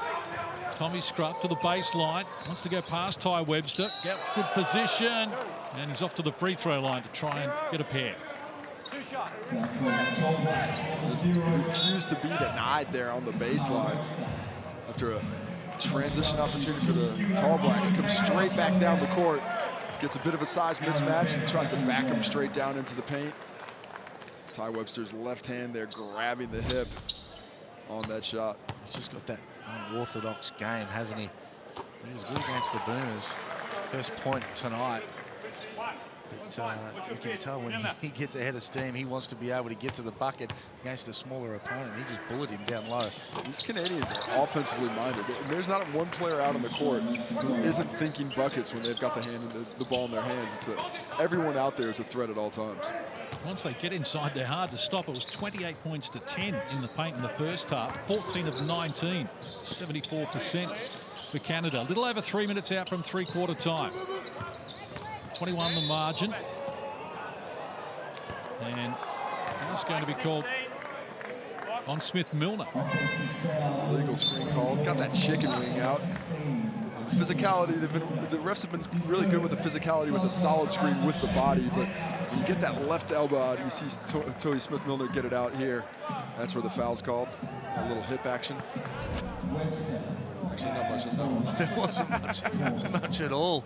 Saw a lot worse screens that were let go, particularly in the 2 games in Perth. Third foul on Smith-Milner as well. And the Breakers, the Tall Blacks, now over the limit. Here's Klassen in close, just muscles his way up against Fotu, gets it to fall. Chance at a three-point play here. Fotu's first personal. The illness to Alex Pledger here. This is where he's missed the backup center minutes going to Isaac Fotu, who's got the strength, but asking a lot to guard a guy 6'10" down that low. Well, and he did a good job. Have a look at that. That was off a pin down, but he actually set the pin down inside the paint and really sealed well. So as soon as the ball went to the wing, he was in great position to be able to get a deep catch. You got to reward those bigs every once in a while. Got a 3 in the first half, gave him a shot in the second. Now you're done with the shots. And for those who joined late, no Alex Pledger tonight, who's out with illness, and no Shea Ely as well. Has a groin injury. At one stage looked as though it may have ruined his World Cup campaign. This is Rosbach. Oh, had to jump out. So close and off and running here. Tommy Scrubb, one way, back the other. He's got Abercrombie on his hip. A nice finish as well. That's that unorthodox game that we're talking about against the athleticism of Abercrombie, but Tommy Scrubb just finds a way to get it done. The left-hand layup right through the grill. What a finish. 7 unanswered points now from Canada as they work themselves out to another healthy advantage at 26 as it stands at the moment. Aaron Best pulls it back. Tommy Scrubb playing notice on the floor for the first time here in the second half, and he's fouled long range Aaron Best. Free throws to come. New Zealand over the limit. It looked like there might have been some leg contact really late there, but ooh, that's a harsh one at this point in the game. Yeah, I would have thought so. I thought there must have been something happened off the ball. It looked like there was a lot of contact as Ty Webster giving us a little rendition of exactly what happened with the feet being kicked out. It looked like it might have been a kick out, but to no avail. I have always appreciated a good argument from a player on a call that he feels wrong done now. To see how he can get that argument into the ref, and because normally it changes the ref's mind later down the road. Or wait, it's the opposite. I don't know, Hammer, how did you go when you had a conversation with a referee? I normally didn't win too many of those, I can tell you. Well, didn't stop me, but yeah, I didn't win any. I'm sure you thought you did. Yeah. I always won that debate. Well, I'm still the same at home. Don't win too many. If any. The pressure up the floor here. And as Jordan Nartai looks to bring Tall Blacks forward under harassment from Dwayne Notice. Inside 2 minutes to play here in the third. Canada enjoying 28-point lead. Isaac Fotu, nice spin move, adds the 2. He's got 11 in the game. Physical play down low, throwing bows before he cleared that space for the finish. Nimhard uses Best. Abercrombie reaching in, will be called for the foul. Some more free throws to come now for Canada. Well, have a look at this fight. It's just a battle from Fotu. Trying to keep that pivot foot down and then bang, and then spins back to his left hand. That's the sort of play that he has to be able to continue to do as a post presence for New Zealand, to be able to balance up their three-point attempts. Have a look at that. 32 three-point attempts to only 23 from inside the three-point line. And I think if this were a closer game, he'd see more Fotu in the post, and he's a real weapon and a way for them to slow it down. Really their only low post threat, even with Alex Pledger healthy. This is the only guy that you can really throw to and say, hey, we need a bucket, see what you can do. Ty Webster getting some treatment from Best, and eventually James Boyer, the referee, lost patience. So free throws to come here. Canada over the limit. Well, you're going to love that from Canada, though, Case. Have a look at the scoreboard. Up by a heap, and they're still full court pressuring. These guys really don't know how to turn it on and off. They're just playing at the same sort of tempo. They're engaged at the defensive and offensive end from day dot, from the first time we saw them tip the ball against the Boomers. Well, we've spoken a lot about how the Tall Blacks can get something out of this game. You know, they're not focused on the score. The same said for Canada. They're not focused on the score either. They don't care that they're up 27. It's about getting better for the World Cup. What can they improve on? Doesn't matter if they win this game by 40 or if they win it by 15. It's about every possession improving. We've heard the last of the Ty Webster Aaron Best contest either. Yeah, Ty Webster's taking it personally. Yeah. Gotta see, I like those chips to the shoulders. 26-point margin, a little over a minute out from three-quarter time. Klassen went hard to the rim, and Finn Delaney met him upstairs. Now Abercrombie. He gets it back from Nartai. And more free throws to come here. Well, they've certainly played with a different attitude in the third quarter, the Tall Blacks. Whilst it probably hasn't translated entirely to the scoreboard, just look at the intent, the rotations on the defensive side, getting up full court, even the fact that Ty Webster continues to get in the face of the opposition, being down a whole lot of points, but it's exactly what Paul Henare was asking for. Yeah, the scoreboard is a tough ask at this point, but the style of play, the confidence, and the physicality, picking up that defensive level, those are all good signs here in the second half. And once again, it's a long journey. This is all part of a build-up for all these clubs as they go to the Worlds. That's less than 2 weeks away now. 2019 FIBA World Cup in China. And both these teams with a very important opening game. Canada up against the Boomers September 1. And in Group F, that's Brazil for New Zealand. And that could make or break their chances of getting out of the group. Klassen went up strongly with one hand, couldn't finish it. Got the rebound, and then it rattles around the rim for Aaron Best, who came up with the finishing touches. Margin 27. Fotu in a mismatch here with Aaron Best. Likes his chances, spins baseline, and that's an excellent finish. That's one of the rare times we've seen Canada slow on their rotations. A clear mismatch in the post. Big fella needed to come very quickly from the low eye to be able to give help to Best. Here's Dwayne Notice going hard to the hoop, can't complete it. Rob Lowe had last touch on that. Canada will restart. 15 points now for Fotu. 4 from 7 from the field, but the fact that he's got himself to the line 8 times has been impressive. And again, he's providing a very good target down low. Canada, now they've got Dwayne Notice knocking down the three. Just such a well-executed play. It's forcing the defender to help off the corner. Jordan Naitai worried about the layup, opening up the three-pointer. Just perfect execution. We've got 8 players now who've knocked down a three in this game, Canada. That's it's hard to contain. The array of baseline out of bounds plays from Nick Nurse between the 2 games in Perth and tonight, where they've executed perfectly. And they caught the Boomers off a couple of times where there wasn't the communication. They got layups, they've got threes, and it's been impressive to watch. Yeah, any team that gets the ball on the baseline and isn't trying to make that a scoring opportunity is leaving points on the floor, because that is a difficult spot to defend on, especially when you have a playbook as I'm sure is volumes deep as Nick Nurse's is.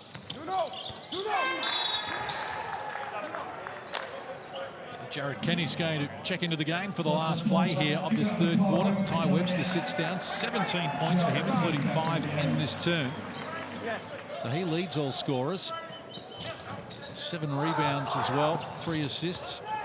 There's Nemhard going to home. Oh, jumped upstairs. Abercrombie met him, and free throws to come. A bad foul by Tommy there. He had completely lost that ball by the time he got fouled. But I like the aggression, going up for the dunk. High fives. Wow. I was waiting for him to pull up between the half court and the three-point line, but he said, no, sirree. I've got a second and a half. I'm going to try and yam this right on the opposition.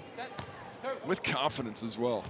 I mean, don't know if it was going to actually pull it off, but why not?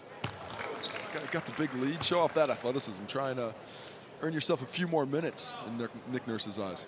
Went to the same high school as Ben Simmons. Obviously picked up a few tips there as well. He's an exciting commodity, Nemhard.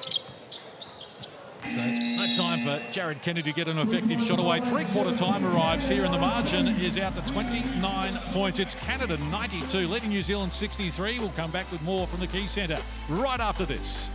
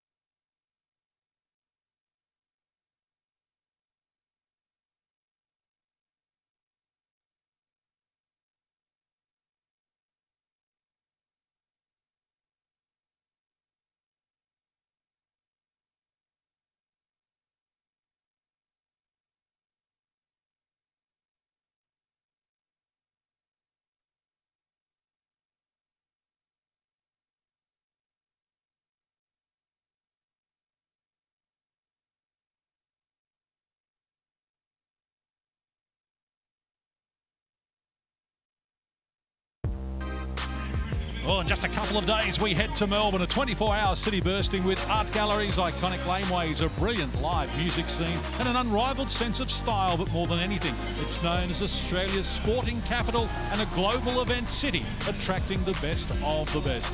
Melbourne is the home of basketball in Australia, and we have welcomed some of the sport's biggest names, with the USA basketball team in town preparing to take on our homegrown heroes, the Australian Boomers. It will be in front of 55,000 at Marvel Stadium on Thursday the 22nd and Saturday the 24th this week.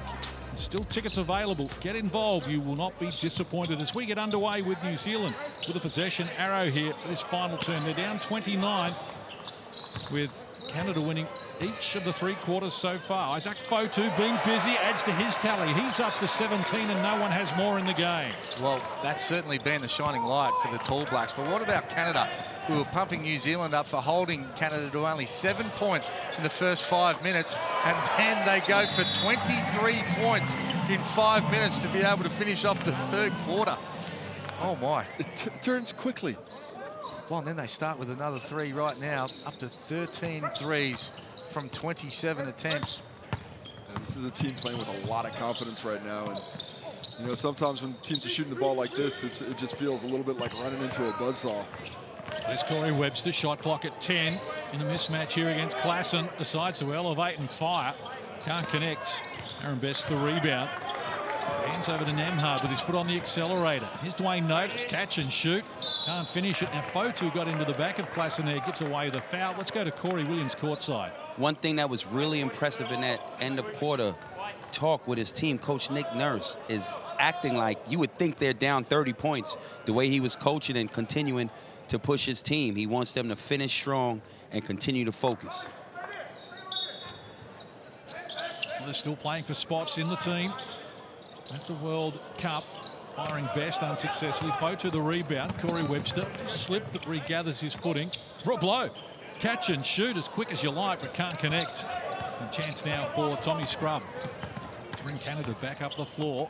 Once Nemhard reaching in. Abercrombie read the pass, knocks it away and jumps upstairs for the two-handed jam. Well, some of these quick hands have been one of the few guiding lights, but more defensive pressure like that would really help the Tall Blacks out. Well, that's great for his confidence. He was 0 from 8, Abercrombie, before that. Back-to-back steals. It's all changed. And draws a foul there on Tommy Scrubb as well. But that's credit to him. When you're 0 from 8, that's how you get yourself into the game. You've got to try and get a couple of steals and a piece of the ball. You've got to get an offensive rebound, do something to be able to give yourself some sort of confidence to be able to bring yourself forward. Yeah, 1 for 9 feels exponentially better than 0 for 8, no doubt. It's Fotu once more, resuming that battle with Tommy Scrubb. Just edging far enough away from the hoop. He came up empty. Nemhard, too quickly, getting past Ty Wesley there and off to the free throw line. And defensively, the Tall Blacks are just so much attention to these shooters. They're so scared of the three-point line right now that nobody's being able to sag off ever so slightly and just deter these driving lanes. You look when Ty Webster's on the ball, there's nobody on the elbow. He just drives right down the lane with ease. Well, that's been one of the impressive things from Canada is when they do help off, they've got the ability and the poise to be able to find the open man. When they're really denying those three-point shots, then they've got the ability to be able to put the ball on the floor and go and make plays to be able to get themselves into the paint and finish like they are now. They're looking like a very complete side this evening and against Australia in the previous games. And certainly looking to improve on that with a few weeks left. Margin out to 30. I guess we've seen at any stage. Took over 2 minutes played here in this final quarter. Rob Lowe fires the 3 ball, knocks it down. He's got 8 in the game. Able to find a little bit of offense in the second half for him as well. Help that confidence. Isaac Fotu called for the foul. Tommy Scrubb's extras will be waved away after the event. Corey Webster with the late pass to a wide open Rob Lowe for the finish. And Isaac Fotu's getting niggly inside. See a little bit of a bang here from the weak side there. Bang! That doesn't feel good on your side. Check those kidneys later. Well, Nemhard, they sagged off him. Can't complete it. The athleticism of Fotu. Now he's just clutching at his left calf there and hobbling up and calling for a sub now. Well, that doesn't look good for Isaac Fotu. Here's Corey Webster. Rob Lowe, again, caught it, fires, and comes up with the goods. He's into double figures. Well, that's his game to perfection right now. The pick and pop is where he excels. Missed him early, but hitting him late. And fouled by Thomas Abercrombie to get Isaac Fotu off the court. Well, and Corey Webster up to 4 assists, and I reckon more than half of those have come on that little pick and pop. You have to pay so much attention to Corey coming off on that pick and roll, and the big fella just getting into the right spot and being rewarded for it. Ty Webster with 4 fouls now as well, and 14 fouls on New Zealand already in this term. It'll be a long last 7 a bit minutes here for the Tall Blacks. And as Canada head toward the century, Klassen against Lowe, slapping away at the ball. Couldn't find room, he had too long in the key, so good D. Yeah, make a decision, big fella. You got the ball down low, you got to put it up. Too many fakes, not enough shot work. No, he was in there a long time before. I took over 3 minutes played in the final term. Jared Kenny hands over. Abercrombie gives it back to him. Oh, he shook Nemhard out of his shoes. Couldn't complete it though. Delaney over the back of Tommy Scrubb to keep it alive with the offensive rebound. So won it back, going to go to work as well with a hook shot. Can't complete it. And Klassen grabs the rebound. Andrew Nemhard with it now for Canada. Been really impressed with his poise. Well, Dwayne noticed, thought about the shot, then needed a passing lane. Got it to Scrubb, Low the rebound. And Corey Webster joins in now.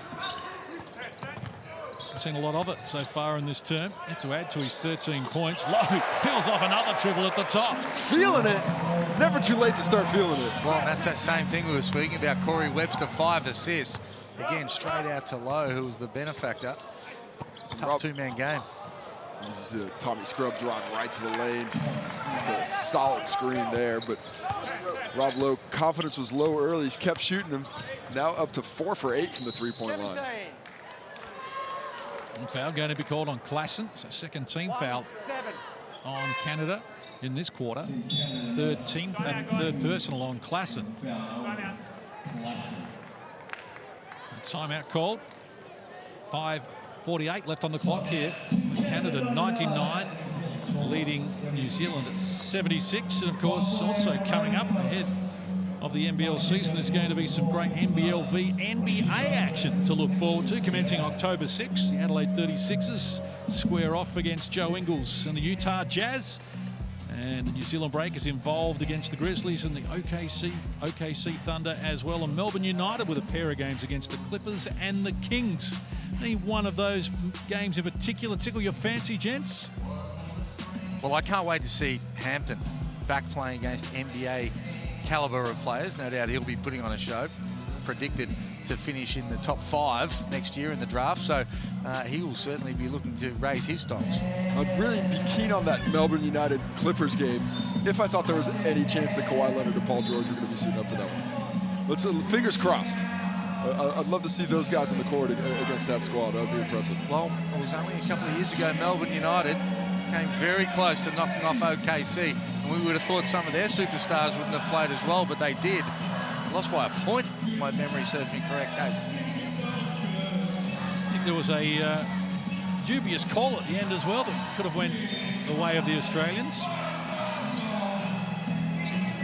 Who knows, this year, really looking forward to see how those games unfold. But right here at the moment, inside the last 6 minutes of this contest, New Zealand trying to work their way back into the equation here. At least add some respectability to the scoreboard. Abercrombie elevates. Oh, it's all happening for Tom now. Back-to-back buckets after missing 8 in a row.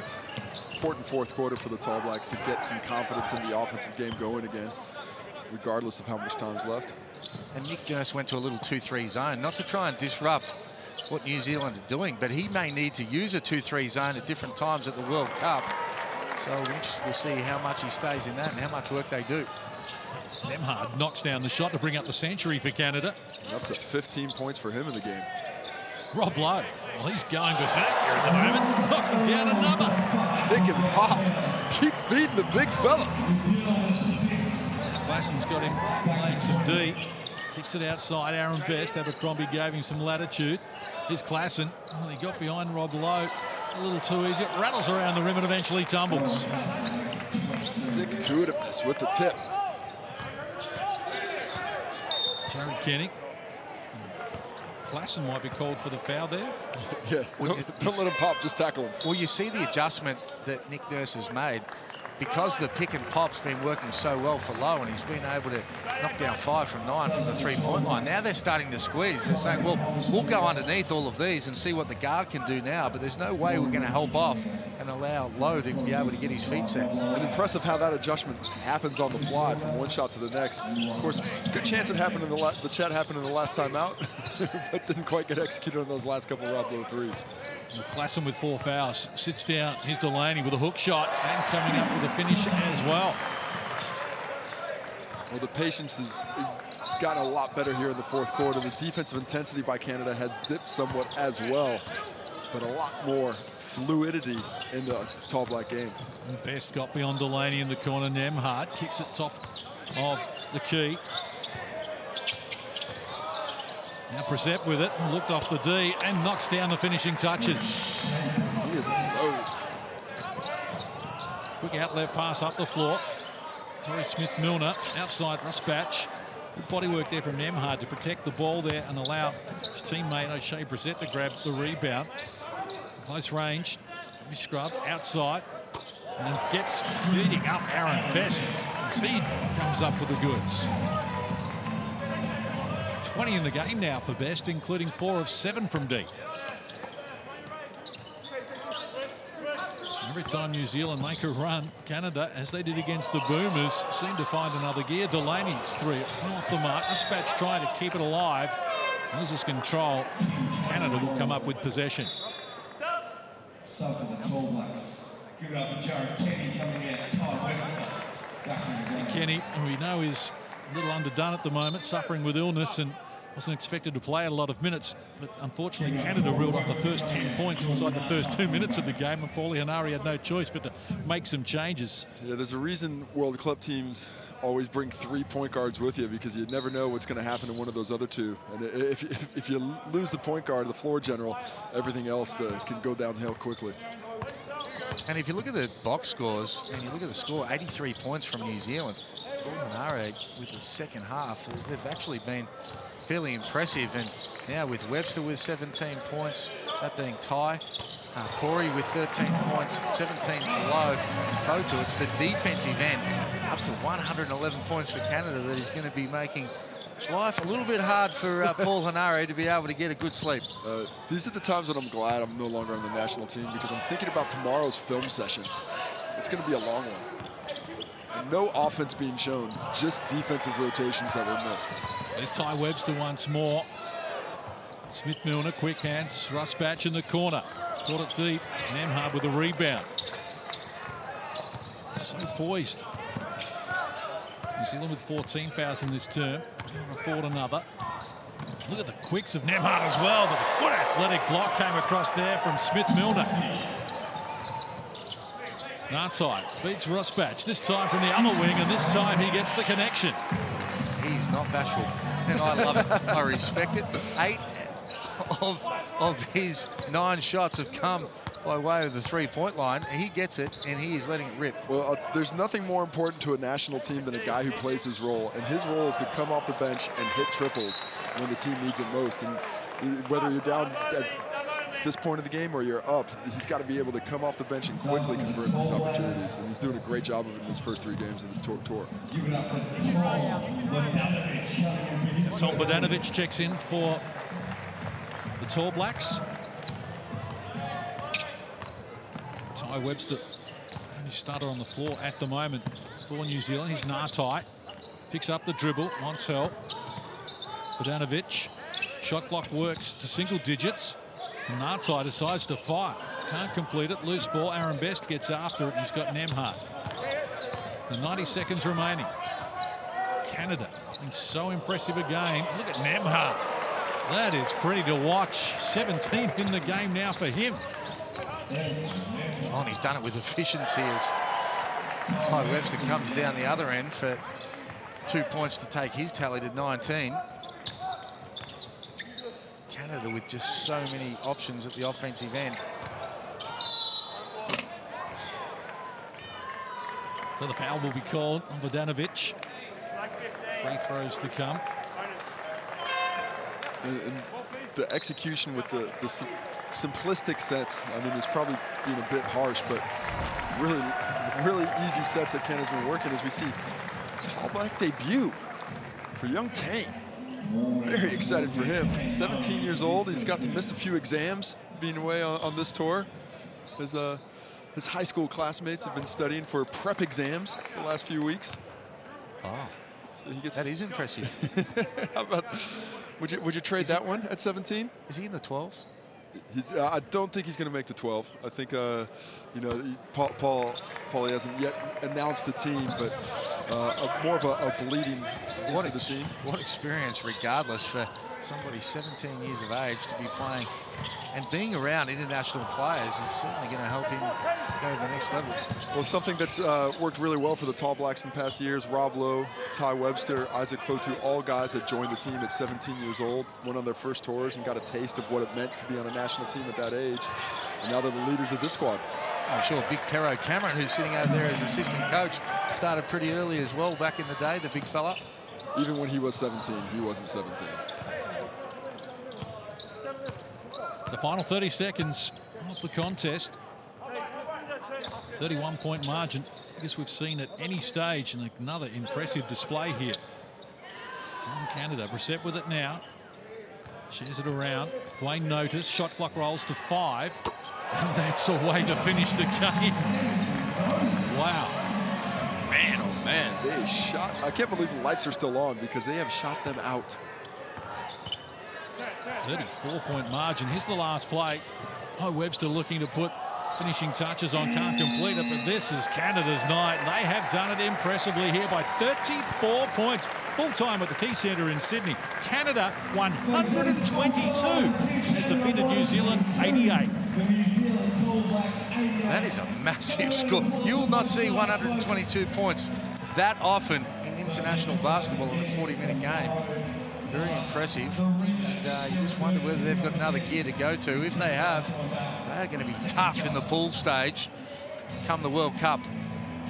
Well, for New Zealand, Hammer, you just bring that all down to how did the opposition get 122? I think Paulie Hanari's got plenty on his plate. Oh, there's no doubt about that. And, you know, you'll put some of it down to areas they need to improve. You'll put other areas down that you're playing against a team with a lot of confidence right now, and they spread the floor. They got 9 players that had between 8 and 20 points. So they certainly do it by committee. They're not relying on 1 or 2 players. And Pangos, I'm not sure he even played in the second half. Oh, they were very impressive, and they'll get to do it all again tomorrow night as well when these teams go at it. Canada, they are going to present plenty of problems for the Australian Boomers when they meet in Game 1 of the World Cup in less than 2 weeks. Let's get some courtside reaction. Firstly with Corey Williams. He's with Andrew Nemhard. Impressive performance by Team Canada. 11 points, 4 assists. You got to be feeling good. Yeah, definitely. I think the team's been meshing really well last couple of weeks. I think we're just bringing it all together. It was a good night for us. How do you bounce back and be mentally focused? You won by 34 points. You know, usually the next day you kind of sleep on the same team that you're playing against. What's the key to coming out and performing just as good as you did today? Just sticking to the process, knowing that we got to get better for ourselves, and we're working on us every day out here because it's just exhibitions, but just try to get better every day and improve from what we did the day before. You had about 9 players that scored between 8 points to 20. You guys do it by committee. How important is playing for each other? It's really important. Coach preaches every day, just making the right passes, playing as a team. So I think that's what we've been doing. Good job tonight. Good luck tomorrow. Thank you, sir. Thank you. Isaac Fotu, a difficult game tonight. Some lessons to be learned, but what can you glean from a second half where the intensity certainly picked up and you were able to play ever so slightly better? Yeah, obviously that first half was terrible. We can't come out like that again because we'll get killed by teams better than this.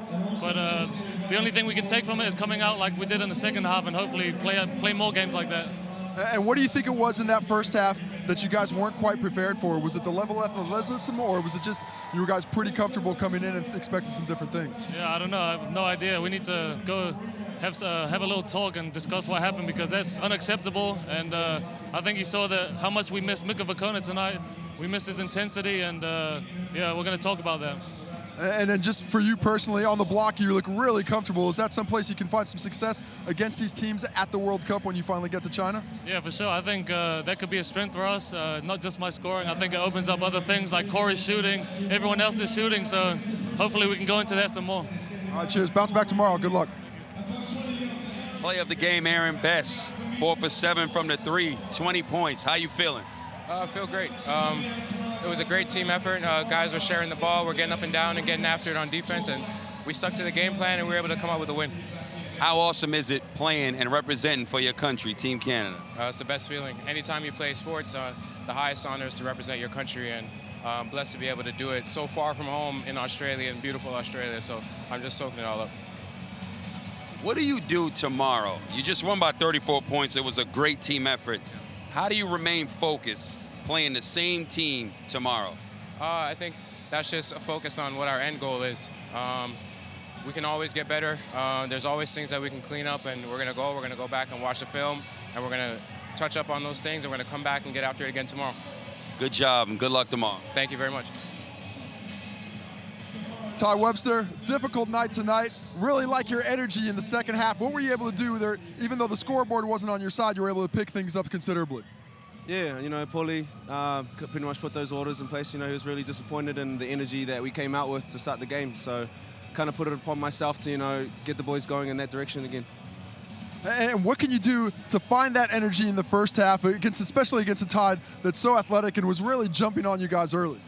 I mean, you know, there's not a lot you can do other than just bring it, you know, just push it in opportunities, and you can't pass up any of those opportunities. You know, there's so few opportunities with a team like that, so you just gotta, you know, take as many of them as you can get. And the big takeaway from tonight, going into tomorrow, what can you guys do to change this scoreboard and get back into the game and make a much closer contest tomorrow? Just control the tempo, you know. I think we need to play at a pace that suits us, you know.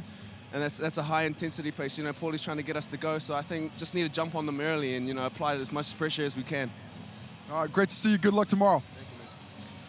Casey Frank there with Ty Webster. Well, they scored 51 in the second half, New Zealand.